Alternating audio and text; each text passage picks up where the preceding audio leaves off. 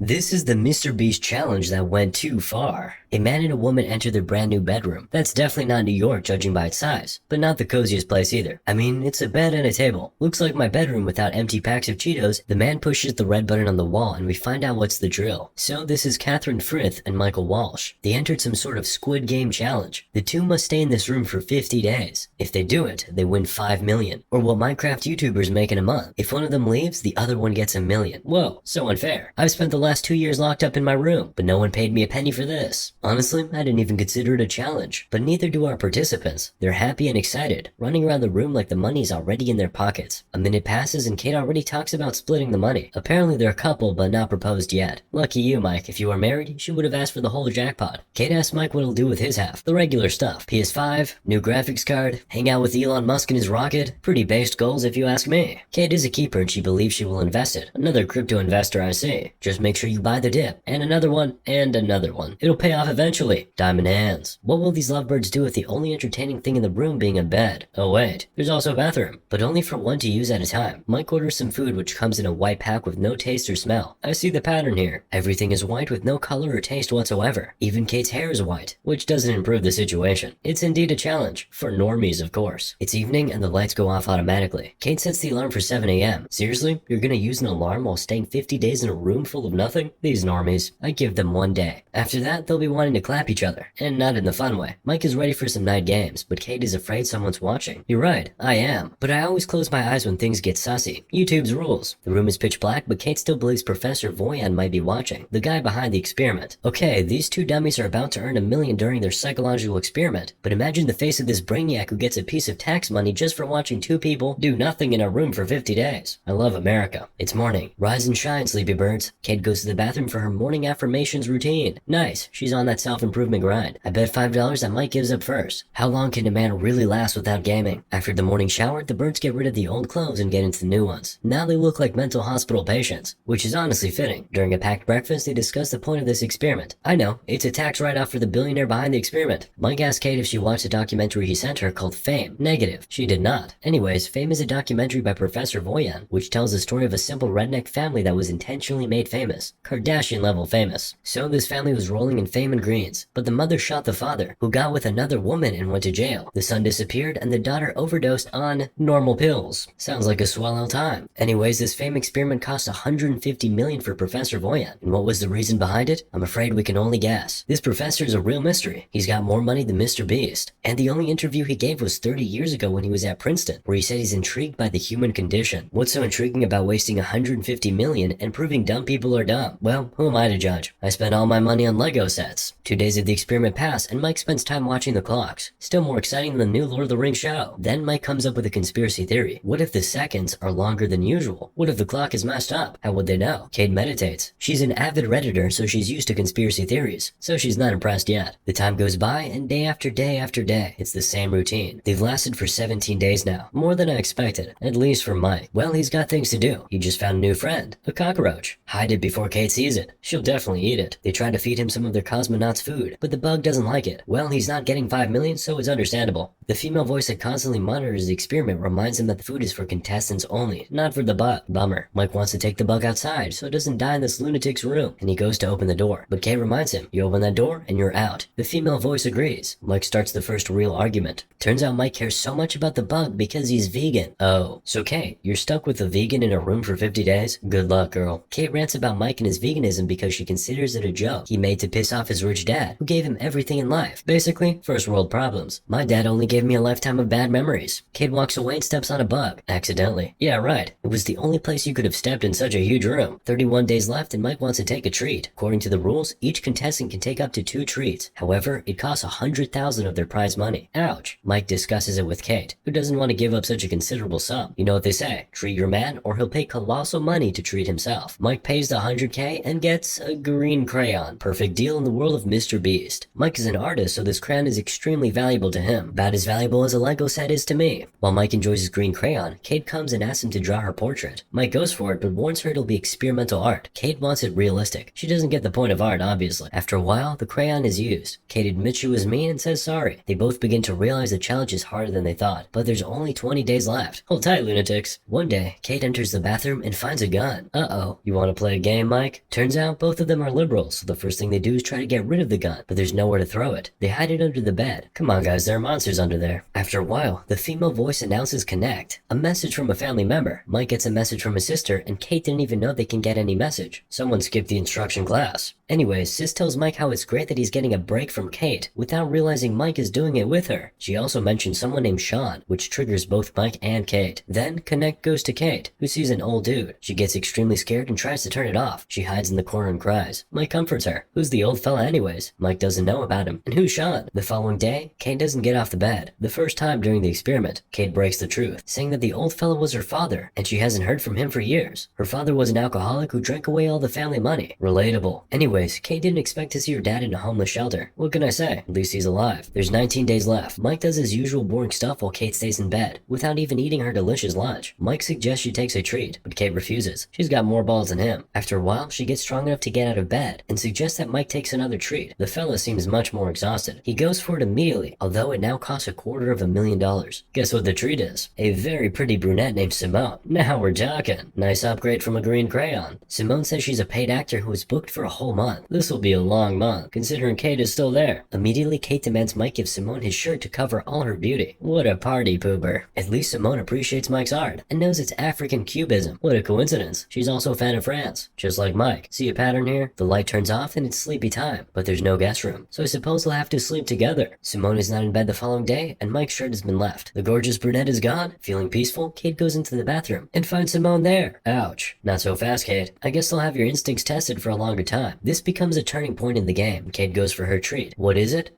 Some vitamin E. Kate takes it immediately and gives a shot to Simone, suggesting Mike should pass. Mike looks scared, but after a long doubt, he goes for it. Maybe something cool's gonna happen now. Things start off swell, but then the vitamins kick in for Mike, and he's not having a good time. He's in the water and sees a small boy drowning. Only with the help of his lady friends does he get out of it. Turns out the small boy is Sean. The dream makes Mike want to leave the room, and Kate tries to stop him as hard as possible. Come on, Mikey, your mental health is nothing. Do you know how many psychiatrist sessions we can buy for $5 million? We learned that Sean was Mike's little brother. Mike was babysitting him, walked away for a moment, and Sean fell into the swimming pool. And Mike just got done eating salt through his nose, so he was out of it. You get the idea. While Mike drowns in self-pity, the two girls have a small chat. Kate shares a romantic story of how she met Mike. Later, it's evening, and it's Mike's turn to use his treat. Simone shares her family tragedy. I guess that's how you calm other people down. You can hear someone else's painful tragic story, so your story will feel less painful. I guess that's how it works. I don't know, I'm bad at empathy. After a dose of solidarity, it's time for envy. Kate wakes up and sees Simone and Mike holding hands. The two girls fight for their man, but the man understands he won't get any action tonight, so he breaks it off. The following day, the two wake up, but Simone is gone. Finally, Kate feels relief before seeing the writing on the wall. No one's,